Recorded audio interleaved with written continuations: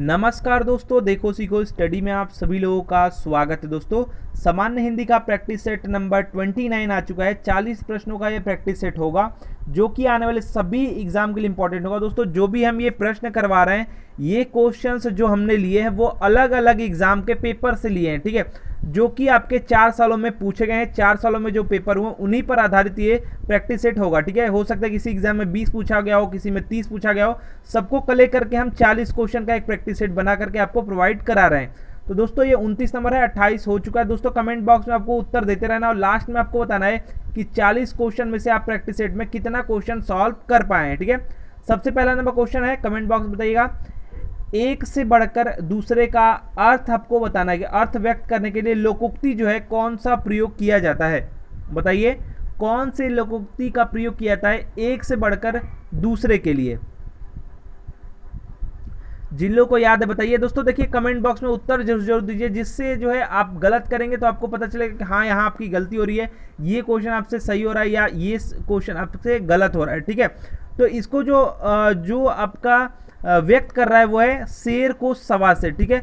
एक से बढ़कर दूसरे का जो है इसका जो अर्थ जो व्यक्त कर सकता है लोकोक्ति वो है शेर को सवा शेर, ठीक है। याद रखिएगा, ऑप्शन नंबर बी।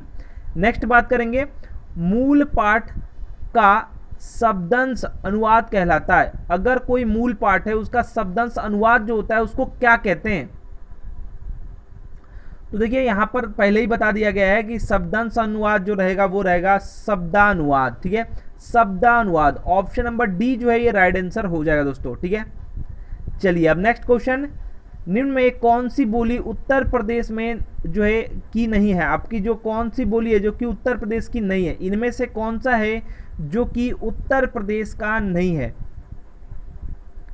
तो दोस्तों, ऐसा क्वेश्चन बार बार ये आ चुका है, थोड़ा सा चेंज कर देता है इसमें ऑप्शन। तो यहाँ पर मेवाती जो है ये कहाँ का है, कमेंट बॉक्स में बताइए। तो देखते हैं किनको किनको याद है। भोजपुरी है, कन्नौजी, ब्रज, ये सब जो है उत्तर प्रदेश का। देखिए, मेवाती जो है ये राजस्थान का है, राजस्थान का है मेवाती। नेक्स्ट क्वेश्चन है, प्राधिकारी के लिए सटीक जो है अंग्रेजी शब्द है, प्राधिकारी के लिए सटीक अंग्रेजी शब्द कौन सा होगा। बताइए, जिन लोगों को समझ में आ रहा है, प्राधिकारी के लिए सटीक जो है अंग्रेजी शब्द कौन सा होगा। तो वो होगा दोस्तों आपका ऑप्शन बी, ऑथोरिटी। ऑथोरिटी जो है ये प्राधिकारी के लिए सटीक अंग्रेजी शब्द है। अगर बात करें यहाँ पर ऑफिसर की, तो ये अधिकारी के लिए है, और लॉर्ड जो है ये किसके लिए, भगवान के लिए, या फिर जो है आप देखेंगे उसमें भी बोला जाता है, कोर्ट में भी, ठीक है। ये आपका जो है प्रोप्रिएटर जो है ये किसका नाम है, ये आपका जो है किसी जो है व्यवसाय का या किसी होटल के जो स्वामी होते हैं इनको कहते हैं, ठीक है, प्रोप्रिएटर। नेक्स्ट क्वेश्चन, ये आपका ऑर्डर के लिए सटीक हिंदी जो है शब्द कौन सा है। ऑर्डर के लिए सटीक हिंदी वाला शब्द आपको बताना है। जिन लोगों को याद है बता सकते हैं आप। तो ऑर्डर तो देखते ही बता देना चाहिए क्या होता है इसका मतलब। देखिए, ऑर्डर मतलब क्या होता है, आदेश होता है, आदेश। Option number C right answer हो जाएगा। नेक्स्ट क्वेश्चन, कुछ क्वेश्चन आपको आसान मिलेंगे क्योंकि पेपर में जैसा पूछा गया हुबहू हमने ले लिया है, ठीक है। नेक्स्ट बात करेंगे, अन्वेषण का शुद्ध संधि विच्छेद। अन्वेषण का शुद्ध संधि विच्छेद कौन सा होगा। अन्वेषण का शुद्ध संधि विच्छेद होगा धन एषण, ठीक है, अनुधन एषण, यानी ऑप्शन नंबर डी हो जाए। यण संधि है दोस्तों, ठीक है।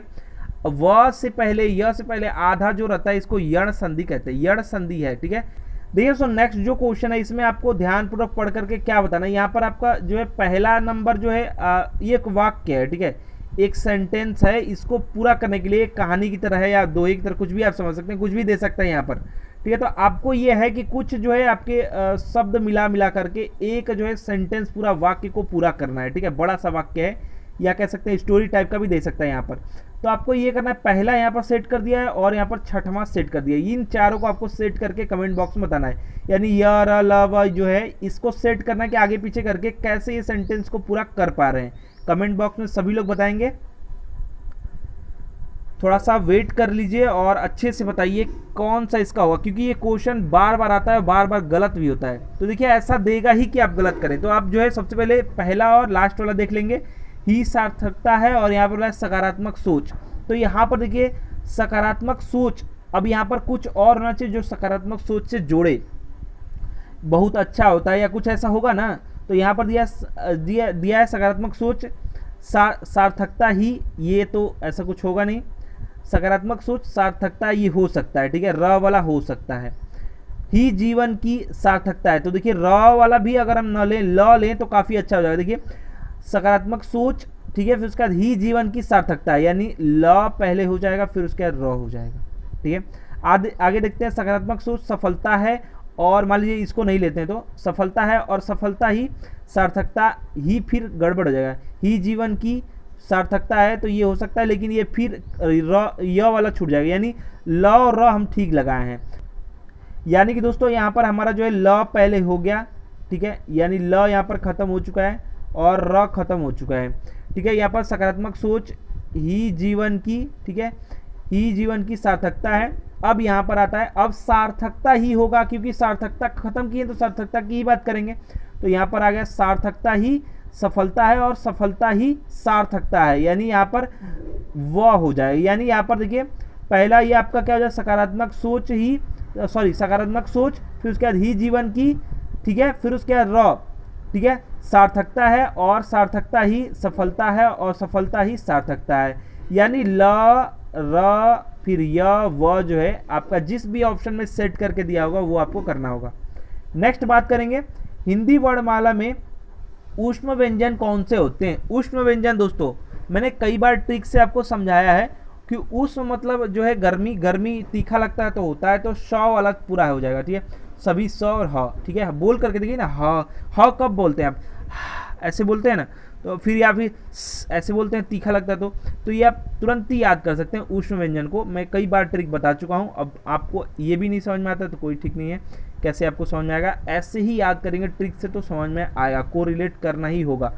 अश्व का परवाची नहीं है, कौन सा है जो कि अश्व का परवाची नहीं है, नहीं वाला छाटना है नहीं, ठीक है।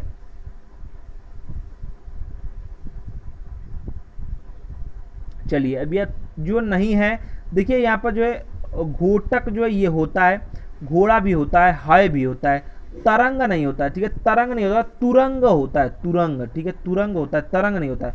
तो ऑप्शन ए जो है ये गलत हो जाएगा। नेक्स्ट बात करेंगे अंधे को दीपक दिखाना, मुहावरे का सही अर्थ चुनिए, इसका सही अर्थ क्या होगा बताइए। अंधे को दीपक दिखाने का सही अर्थ क्या होगा। तो अंधे को दीपक दिखाना ठीक वैसे ही है जैसे नासमझ को जो है समझाना या उपदेश देना। तो यहाँ पर जो है उपदेश देना, यानी ऑप्शन नंबर आपका बी राइट आंसर हो जाएगा, ठीक है। परिमाणवाचक क्रिया विशेषण अव्यय है, परिमाणवाचक क्रिया विशेषण अव्यय इनमें से कौन सा है। परिमाणवाचक क्रिया विशेषण अव्यय इनमें से कौन सा है। देखिए परिमाण मतलब ये क्या रहेगा, ये आपका बताएगा मात्रा, ठीक है, कब मतलब कुछ रहेगा या कुछ ऐसा रहेगा जो आपकी मात्रा को इंडिकेट करता हो। तो इसके हिसाब से जो हम कर सकते हैं वो करेंगे। सर्वदा ये तो होगा नहीं, सर्वत्र होगा नहीं, ठीक है, इतना हो सकता है, ठीक है, गलत भी नहीं होगा। तो इसके हिसाब से इतना जो है राइट आंसर हो जाएगा, option number C right answer हो जाएगा। नेक्स्ट बात करेंगे जो भाव मन में केवल अल्पकाल तक संचरण करके चले जाते हैं उन्हें कहते हैं। जो भाव मन में केवल अल्पकाल तक संचरण करके चले जाते हैं उन भावों को क्या कहते हैं। उन भावों को क्या कहते हैं। देखिए जो मन में विभिन्न प्रकार के भाव आते जाते रहते हैं उनको कहते हैं संचारी भाव, संचार रहते हैं, ठीक है। यहाँ पर बताया भी गया है कि संचरण करके चले जाते हैं, ठीक है, आते जाते जो रहते हैं उनको संचारी भाव कहते हैं। Option number A right answer हो जाएगा, ठीक है। नेक्स्ट बात करेंगे मक्षिका किसका तत्सम है। मक्षिका जो है ये किसका तत्सम है बताइए। तो मक्षिका जो है किसका तत्सम है। मक्षिका जो है ये मक्खी का है, ठीक है। मक्षिका जो है तत्सम है, ये तद्भव है। अगर बात करें मछली का जो मीन होता है, जैसे कि आप राशि से जानते होंगे। मच्छर का जो होता है वो होता है मशक, ठीक है, मशक जो है होता है मच्छर का। मिट्टी का आप जानते हैं कि जो है मृतिका होता है, मृदा होता है, ठीक है। नेक्स्ट बात करेंगे, निम्नलिखित में आपको तद्भव शब्द का चयन करना है। तद्भव कौन सा है ये आपको बताना है। तो जिन लोगों को समझ में आ रहा है बता सकते हैं। देखिए हींग जो है ना, हींग ये है तद्भव, हींग जो है ये तद्भव है। अब इसका तत्सम क्या होता है, हिंगू होता है, हिंगू जो है ये आपका तत्सम है, ठीक है। तो तद्भव का चयन करना था, option number C right answer हो जाएगा। दोस्तों मिलाते रहिए, कितने सारे क्वेश्चन का आपने सही जवाब दिया है, ठीक है। मिलाते रहिए, काउंट करते रहिएगा। नेक्स्ट क्वेश्चन है, परा उपसर्ग का अर्थ है। परा उपसर्ग का अर्थ इनमें से कौन सा है, बताइए। परा का देखिए, परा का मतलब यही होता है कि उल्टा जो है परा का सही अर्थ है, ठीक है। तथा पीछे भी होता है, लेकिन पीछे ऑप्शन में है नहीं, ठीक है। ये जो है उपसर्ग, जिसे आप जान लीजिए, आप मान लीजिए जय हो रहा है, जय किसको कहते हैं, जीत जाते हैं, तो पराजय कहते हैं, यानी कि उसका उल्टा है, हार गए, ठीक है। आप जैसे मान लीजिए कि भव है, ठीक है, पराभव लगा दिए, ठीक है। नेक्स्ट बात करेंगे, कबीर की भक्ति का स्वरूप क्या है। कबीर की भक्ति का स्वरूप क्या है। देखिए अगर हम बात करें कि कबीर, कई लोग इनको भगवान भी कहते हैं, तो कबीर जी जो हैं संत हैं, तो ये जो कहते हैं ये निर्गुण, ये जैसे मूर्ति पूजा ये सब, मतलब ईश्वर को ये मतलब कि रूप नहीं देते हैं, ठीक है। ईश्वर को ये जो है बिना मतलब कि शरीर के समझते हैं, या फिर कह सकते हैं निर्गुण, याद रखिएगा निर्गुण, ऑप्शन नंबर डी। नेक्स्ट बात करेंगे, दिए गए वाक्यों के लिए प्रयुक्त होने वाले सही विकल्प को चुनिए। दिए गए जो वाक्य है इनमें से वाक्य क्या दिया है, इसमें बताना है कि वह कवि जो तत्काल कविता करने में कुशल हो, उस कवि को क्या कहेंगे, बताइए। तो कई बार एग्जाम में आ चुका है ये, तुरंत जो है तत्काल जो है कविता करने में कुशल है, उस कवि को हम क्या कहेंगे। तो देखिए ये जो है कवि को कहेंगे आशु कवि, आशु कवि कहते हैं, याद रखिएगा, बहुत ही इंपॉर्टेंट है, कई बार एग्जाम में आ चुका है, बदल के थोड़ा सा। नेक्स्ट बात करेंगे, शुद्ध वाक्य का चयन करना है। इनमें से कौन सा वाक्य जो कि शुद्ध है, बताइए, कौन सा वाक्य है जो कि शुद्ध है।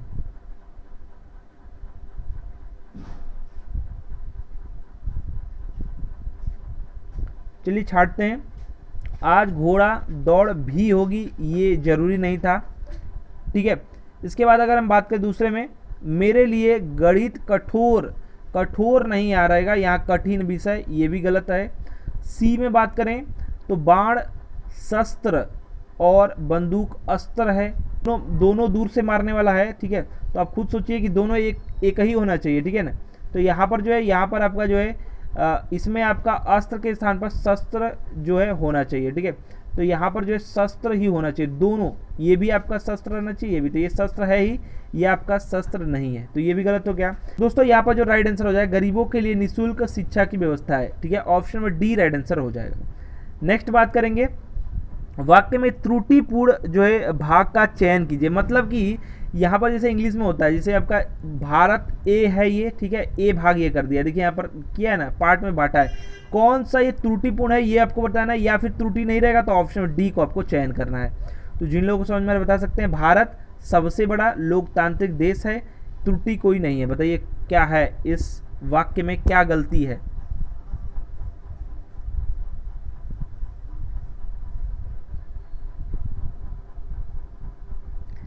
लोकतांत्रिक लिखा है, अगर आप ध्यान दिए होंगे तो देखिए यहाँ पर दिया है लोकतांत्रिक होता है, तो ए में सही है, बी में सही है, सी में गलत है, ठीक है। तो ऑप्शन नंबर सी यहाँ पर राइट आंसर हो जाएगा, ध्यान नहीं दिए हैं। नेक्स्ट क्वेश्चन है, यहाँ पर आपको बताना है कि दिए गए विकल्प जो आपका जो दिया है, दिए गए शब्द युग्म के सही अर्थभेद का चयन कीजिए। जो इसमें दिया है इसका सही अर्थभेद बताना है, मतलब अभिराम और अविराम का सही अर्थभेद इनमें से कौन से में बताया गया, यानी ऑप्शन ए में, बी में, सी में, डी में, किस में। सभी लोग कमेंट बॉक्स में बताएं। तो देखिए अविराम मतलब होता है सुंदर का, ठीक है, तो यहाँ पर सुंदर जो है सिर्फ ऑप्शन में डी बताया गया, और अविराम यानी होता है लगातार, तो ऑप्शन में डी में बिल्कुल सही बताया गया है अर्थ, ठीक है। नेक्स्ट बात करें, जेते तुम तारे तेते नभ में न तारे हैं, ठीक है। इस पंक्ति में दिए जो पंक्ति दिया है इसमें आपको अलंकार का चयन करना है, कौन सा अलंकार इनमें से होगा, कौन सा अलंकार इनमें से होगा बताइए। तो देखिए जब एक ही शब्द का प्रयोग दो बार हो, ठीक है, यहाँ पर तारे तारे की बात हो रही है, और जो है यहाँ पर जो है भिन्न भिन्न अर्थ अगर होगा तो यमक अलंकार होता है, तो ऑप्शन सी जो है राइट आंसर हो जाएगा, ठीक है।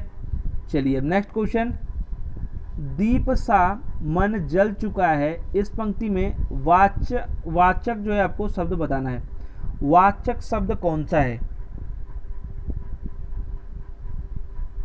तो दोस्तों यहाँ पर राइट आंसर हो जाएगा ऑप्शन बी, ठीक है। वाचक जो शब्द है वो है सा, ठीक है, दीप सा मन जल चुका है।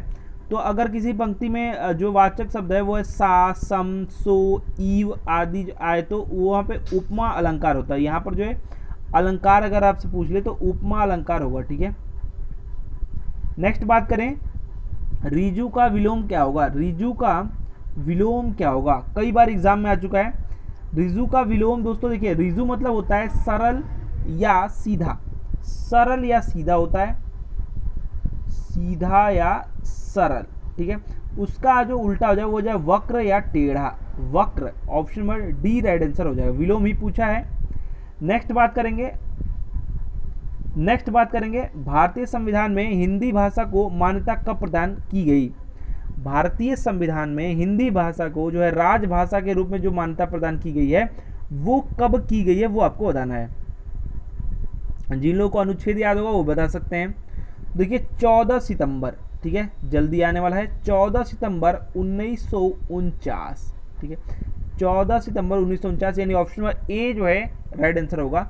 अनुच्छेद याद कर लीजिएगा 343, ठीक है, 7 का जो है आपका क्यू होता है का 1, ठीक है, अनुच्छेद 343 343 का 1 यहाँ पर दिया गया है, और हिंदी को जो है यहाँ पर राजभाषा और देवनागरी लिपि को किया गया है, ठीक है। नेक्स्ट बात करेंगे, निम्नलिखित में विकारी शब्द कौन सा है, विकारी शब्द इनमें से कौन सा है।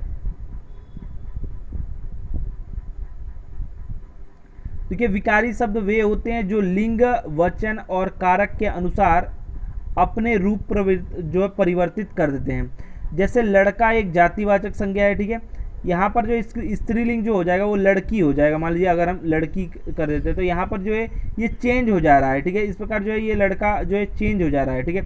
अगर हम बात करें इसमें जो मान लीजिए कि आज, तो आज को तो कुछ कर नहीं सकते हैं, ठीक है, तो यहाँ पर जो आपका विकारी है वो लड़का ही है, ठीक है, इधर, परंतु ये सब नहीं है, ऑप्शन बी जो है राइट आंसर हो जाएगा, ठीक है। अविकारी जो है चेंज बदलेगा नहीं। नेक्स्ट बात करेंगे, शुद्ध वर्तनी का चयन कीजिए, इनमें से शुद्ध वर्तनी कौन सा है, मतलब कि कवित्री कौन सा सही लिखा हुआ बताइए। तो ध्यान दीजिएगा, बहुत ही इंपॉर्टेंट है, बहुत ही इंपॉर्टेंट है। कव होता है कवित्री, ठीक है, ये छोटी की मात्रा रहता है, बड़ी की मात्रा यहाँ पर रहता है, कवित्री होता है, ऑप्शन डी राइट आंसर हो जाएगा। याद रखिएगा, बहुत बार एग्जाम में आ चुका है। रसाल शब्द का अर्थ है, रसाल जो है पर्यायवाची है किसी का, या फिर आप जो है अर्थ क्या होता है ये याद रखिए, बहुत ही इंपॉर्टेंट, ये भी है, कई बार आ चुका है। तो देखिए ये आम का पर्यायवाची होता है, ठीक है, पर्यायवाची है आम का, इसका पर्यायवाची आम्र भी होता है, ठीक है, आम्र यानी संस्कृत में कहते हैं आम्र, फिर पीक वल्लभ भी कहते हैं, पीक बंधु भी कहते हैं, याद रखिएगा ये सब जो है, ठीक है। नेक्स्ट बात करते हैं, मुख्य अतिथि के सम्मान में यह आयोजन किया गया है, इस वाक्य में जो रेखांकित है वो है सम्मान, ठीक है। इस शब्द का कारक बताइए, कारक आपको बताना है, कारक आपको बताना है। देखिए सम्मान में जो है यहाँ पर जो है आपका परसर्ग है, ठीक है, अधिकरण कारक का चिन्ह है, ठीक है, अधिकरण कारक का चिन्ह है सम्मान में, ठीक है, परसर्ग आपका में, यहाँ पर जो है अधिकरण कारक का चिन्ह है। नेक्स्ट बात करेंगे, जातिवाचक संज्ञा शब्द है, इनमें से कौन सा है जो कि जातिवाचक संज्ञा का शब्द है? बताइए सभी लोग, जिन लोगों को समझ में आ रहा है। देखिए यहाँ पर जो जातिवाचक है वो है वकील। वकील जो है ये जातिवाचक, एक वकील की नहीं बात कर रहे हैं। कामायनी की बात करें व्यक्तिवाचक है। आम की बात करें तो ये भी आपका व्यक्तिवाचक है, नाम है ना ये, ठीक है। अगर हम बात करें रसीला की बात करें तो ये आपका विशेषण है, विशेषण है, ठीक है। और वकील जो है आपका जातिवाचक संज्ञा हो जाएगा। नेक्स्ट बात करें, निम्नलिखित में से संयुक्त वाक्य का चयन कीजिए। इनमें से कौन सा है जो कि संयुक्त वाक्य है? बताइए तो कौन सा है जो कि संयुक्त वाक्य है। देखिए की वाला जो ना, आप बताइए कि मिश्र वाक्य पकड़ लिए पहले ही, ठीक है। फिर उसके बाद मैं जो है और वाला जो रहेगा ना वही पकड़ाएगा, ठीक है। तो यहाँ पर उसने खाना खाया और सो गया, ऑप्शन सी जो संयुक्त वाक्य है। ये सब सरल है, ठीक है। नेक्स्ट बात करें, छंद से संबंधित गणों की सही संख्या है। छंद से संबंधित गणों की सही संख्या क्या है? देखिए गणों की जो संख्या होती है वो होती है 8, याद रखिएगा। छंद से संबंधित जो गणों की संख्या है वो है 8। बहुत ही इंपॉर्टेंट है, एग्जाम में आपके आ सकता है, ठीक है। नेक्स्ट बात करें, देखिए नेक्स्ट जो है यहाँ पर इंग्लिश में दिया है, इंग्लिश में दिया है, यहाँ पर दिया है according to basic cost works out, फिर उसके बाद डैश डैश दिया है, फिर उसके बाद दिया है एट द मार्केट रेट। तो यहाँ पर आप बताना है कि हिंदी में इसका क्या होगा, मतलब हिंदी में इसको क्या लिखा जाएगा। जिन लोगों को समझ में आ रहा है बता सकते हैं, जरूर से जरूर बताइए, आंसर दीजिए क्या इसका हिंदी में होगा।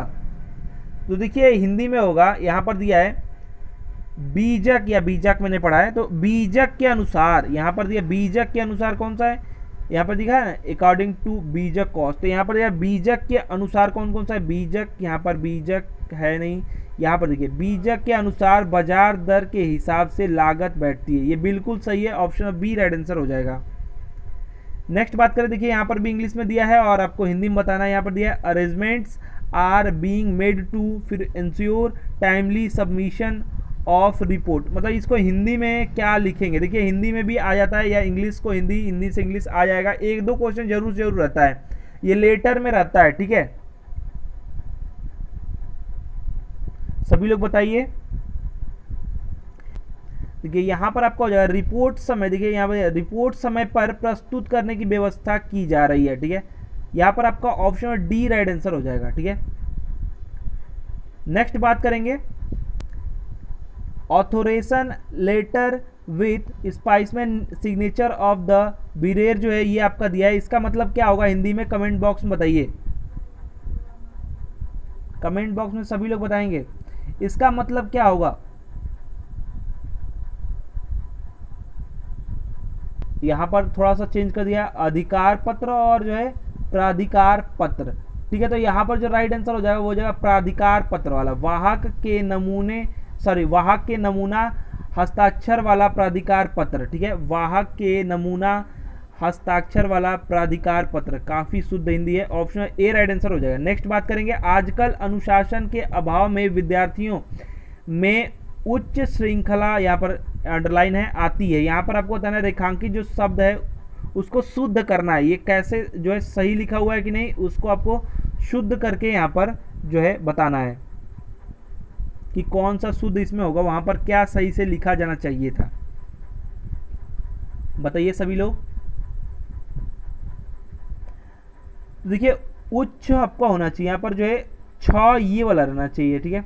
ऑप्शन नंबर सी जो है राइट आंसर हो जाएगा, ठीक है। ऑप्शन नंबर सी, ठीक है। नेक्स्ट बात करेंगे, युद्ध में स्थिर रहने वाला इस किस समास का विग्रह पद है। युद्ध में स्थिर रहने वाले के लिए जो है समास विग्रह करके बताया गया, ठीक है। ये कौन से समास का विग्रह पद है ये आपको बताना है। युद्ध में स्थिर रहने वाला,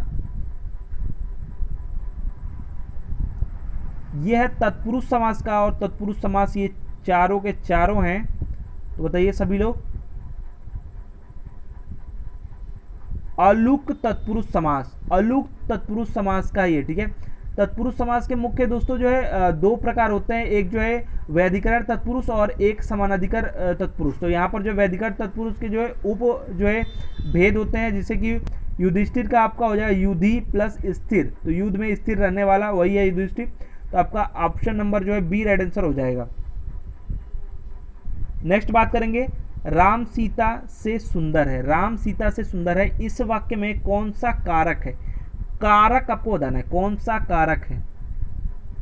तो दोस्तों मैंने कई बार ये आपको समझा रखा है, से जो है यहाँ पर जो है कारक जो है आपका हो जाएगा, और यहाँ पर जो है अपादान कारक हो जाएगा, ठीक है, अपादान कारक। ऑप्शन नंबर आपका बी राइट आंसर हो जाएगा, ठीक है, से पकड़ सकते हैं आप। नेक्स्ट बात करेंगे, कन्नड़ का संबंध किस भाषा परिवार से है? कन्नड़ का जो है संबंध, आंख मूंद के भी मारेंगे सही आंसर हो जाएगा। देखिए कन्नड़ किधर बोली जाती है? द्रविड़ में, ठीक है, भारत के निचले हिस्से में द्रविड़। ऑप्शन नंबर बी जो है राइट आंसर हो जाएगा, ठीक है। जैसे आपका तमिल हो गया, तेलुगु हो गया, मलयालम, ये सब जो भाषा है ये सब आपकी उधर की है। नेक्स्ट बात करेंगे, निम्न में से कौन सा व्यंजन स्पर्श संघर्षी है? कौन सा व्यंजन है स्पर्श संघर्षी? इनमें से बताइए स्पर्श संघर्षी व्यंजन कौन सा है? देखिए च वर्ग वाले जो है ना ये आपके स्पर्श संघर्षी हैं, तो च में च छ ज आ ही रहा है, तो आपका ऑप्शन में ए राइट आंसर हो जाएगा, ठीक है, झ भी आपका हो जाएगा, तो ये च वर्ड वाले हैं, ऑप्शन में ए राइट आंसर हो जाएगा।